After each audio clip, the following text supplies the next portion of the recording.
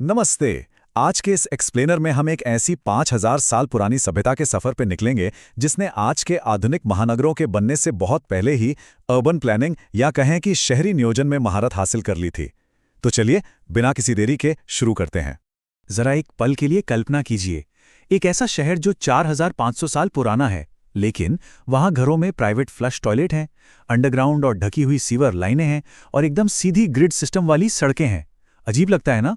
हम अक्सर सोचते हैं कि प्राचीन दुनिया के लोग बहुत पिछड़े हुए थे, लेकिन क्या वे सच में आज के आधुनिक नागरिकों की तरह रह सकते थे? सच कहूं तो ये एक ऐसा सवाल है जो इतिहास को देखने का हमारा पूरा नजरिया ही बदल देता है। हमारी आज के इस चर्चा के 5 अहम पड़ाव होंगे। पहला, द ब्लूप्रिंट। दूसरा, जल निकासी की बेहतरीन इंजीनियरिंग। तीसरा, हड़प्पा में एक आम दिन। चौथा, वैश्विक व्यापार के उस्ताद। और पांचवा, दोहरे रहस्य। आइए सीधे पहले हिस्से से शुरुआत करते हैं, द ब्लूप्रिंट। देखते हैं कि इन दूरदर्शी इंजीनियरों ने दुनिया के पहले सुनियोजित स्मार्ट शहरों की नींव कैसे रखी। खैर, जब हम प्राचीन दुनिया की बात करते हैं तो अक्सर मिस्र और मेसोपोटामिया का ख्याल आता है, राइट? वहां राजाओं के लिए कच्ची ईंटों से बड़े बड़े पिरामिड और स्मारक बन रहे थे। लेकिन हड़प्पा की कहानी बिल्कुल अलग थी। यहाँ का फोकस कोई राजा या महल नहीं था।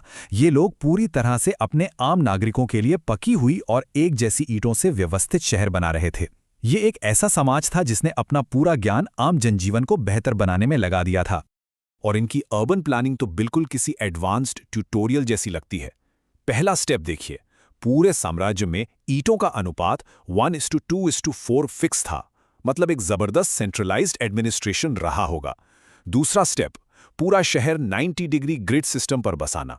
और तीसरा स्टेप, जो सबसे कमाल का है, मुख्य सड़कों को उत्तर से दक्षिण की दिशा में बनाना। इससे होता यह था कि प्राकृतिक हवाओं से पूरा का पूरा शहर अपने आप वेंटिलेट हो जाता था।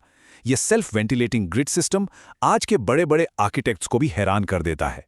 सड़कों से आगे बढ़ते हैं हमारे दूसरे हिस्से की तरफ, इंजीनियरिंग द अल्टीमेट ड्रेनेज। जल प्रबंधन में उनका कोई मुकाबला नहीं था।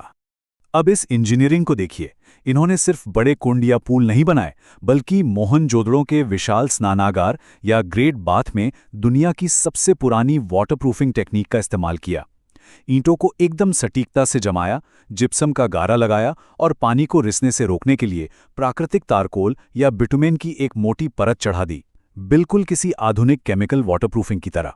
इनकी साफ सफाई और हाइजीन की आदतें उस वक्त की किसी भी दूसरी सभ्यता से मीलों आगे थीं। आज हमारे आधुनिक शहर जरा सी बारिश में डूब जाते हैं, है ना? लेकिन हड़प्पा वासियों ने एडवांस्ड हाइड्रोलॉजी का इस्तेमाल करके इसका पक्का इलाज निकाल लिया था। उनके पास अंडरग्राउंड ढके हुए सीवर थे, सफाई के लिए गलियों में खास मैनहोल बने थे, और धौलावीरा में तो उन्होंने चट्टानों को काटकर पानी के चैनल और बड़े बड़े रेन वाटर रिजर्वॉयर बना दिए थे। उन्होंने अर्बन फ्लडिंग यानी शहरी बाढ़ को पूरी तरह से कंट्रोल कर लिया था। चलिए अब जरा और करीब से देखते हैं हमारा तीसरा हिस्सा, हड़प्पा के जीवन का एक दिन। एक आम इंसान की जिंदगी आखिर थी कैसी? आपको शायद यकीन न हो, लेकिन उनके घरों में मिलने वाली कई चीजें आज के हमारी रोजमर्रा की चीजों से बहुत मिलती जुलती हैं। वो टेराकोटा के पासों से खेलते थे, जो एकदम हमारे लूडो या शतरंज के पासों जैसे हैं। व्यापार के लिए वो जो मोहरें इस्तेमाल करते थे, वो आज के ब्रांडिंग लोगों की तरह काम करती थी। कपड़ों में लगाने के लिए सीप के बटन और बच्चों के खेलने के लिए मिट्टी की छोटी गाड़ियां, ये सब एक आम हड़प्पन घर का हिस्सा थे। और सबसे दिलचस्प बात क्या है पता है? खुदाई में ढेरों खेती के औजार मिले, घर का सामान मिला, बच्चों के खिलौने मिले, लेकिन युद्ध के हथियार वो ना के बराबर मिले। इससे एक बहुत मजबूत थ्योरी बनती है कि ये कोई जंग के दम पर खड़ा किया गया साम्राज्य नहीं था, बल्कि ये व्यापारियों द्वारा चलाई जा रही एक बहुत ही शांतिपूर्ण व्यवस्था थी, जहां विकास की बुनियाद लड़ाई नहीं बल्कि आपसी सहयोग था। शहर के दीवारों से बाहर निकलते हैं और आते हैं चौथे हिस्से पर, वैश्विक व्यापार के उस्ताद। देखते हैं कि इन शांतिप्रिय व्यापारियों ने इंटरनेशनल मार्केट कैसे कैप्चर किया। लोथल का डॉकयार्ड उस जमाने का एक बहुत बड़ा इंटरनेशनल समुद्री हब था।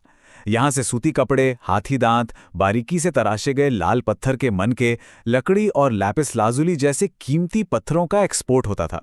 और ये माल जाता कहाँ था? सीधे प्राचीन मेसोपोटामिया और ओमान तक। वहाँ मिली हड़प्पन कलाकृतियाँ इस बात का पक्का सबूत है कि इनका इंटरनेशनल शिपिंग रूट कितना शानदार था। इस व्यापार के पीछे एक और बहुत बड़ा सीक्रेट था, और वो है ये नंबर 16। हड़प्पा का पूरा वजन और माप का सिस्टम 16 के अनुपात पर आधारित था। उनके बाट बिल्कुल स्टैंडर्डाइज थे। जरा सोचिए, एक ऐसा केंद्रीकृत प्रशासनिक सिस्टम जिसने हजारों किलोमीटर दूर बैठे साम्राज्यों के बीच भी एकदम निष्पक्ष और पारदर्शी व्यापार सुनिश्चित किया। बिना इस स्टैंडर्डाइजेशन के इतना बड़ा ट्रेड नेटवर्क खड़ा करना तो नामुमकिन ही था। और अब हम अपने आखिरी और 5वें हिस्से पर आते हैं, दोहरे रहस्य। इतिहास के वो 2 बड़े अनसुलझे सवाल जो आज भी आर्कियोलॉजिस्ट्स की नींद उड़ाए हुए हैं। पहला रहस्य है उनकी लिपि। मिट्टी की मोहरों पर हमें 400 से भी ज्यादा अलग अलग चिन्ह या सिंबल मिले हैं, लेकिन सबसे बड़ी निराशा ये है कि 100 साल से भी ज्यादा की कोशिशों के बाद भी आज तक कोई भी इस स्क्रिप्ट को डिकोड नहीं कर पाया है। वो क्या सोचते थे, उनका असली ज्ञान क्या था, उनकी कहानियां क्या थीं, वो सब आज भी इन्हीं अनसुलझे सिंबल्स के पीछे कैद हैं। और दूसरा बड़ा रहस्य है उनका अचानक पतन। टाइमलाइन देखिए, ये साबित करता है कि उन्हें किसी विदेशी सेना ने नहीं मारा, बल्कि बदलती जलवायु ने खत्म किया। 2000 ईसा पूर्व के आसपास मॉनसून बहुत कमजोर पड़ गया। फिर 1900 ईसा पूर्व तक टेक्टोनिक हलचलों की वजह से नदियां सूखने लगीं और सिंधु नदी ने अपना रास्ता ही बदल लिया। मजबूर होकर नागरिकों को अपने शानदार स्मार्ट शहर छोड़ने पड़े और पूरब की ओर पलायन करना पड़ा। ये क्लाइमेट चेंज की एक बहुत ही डराने वाली चेतावनी है। लेकिन क्या वो सच में पूरी तरह खत्म हो गए? शायद नहीं। उनके शानदार शहर भले ही मिट्टी में मिल गए हों, लेकिन उनका सांस्कृतिक डीएनए आज भी जिंदा है। हाथ जोड़कर नमस्ते करना, योग का अभ्यास और घरों के बीच में खुला आंगन बनाने का तरीका, ये सब हड़प्पन परंपराएं ही तो हैं जो आज भी करोड़ों लोगों की रोजमर्रा की जिंदगी का हिस्सा हैं। एक तरह से देखा जाए तो हड़प्पा आज भी हमारे ही बीच सांस ले रहा है।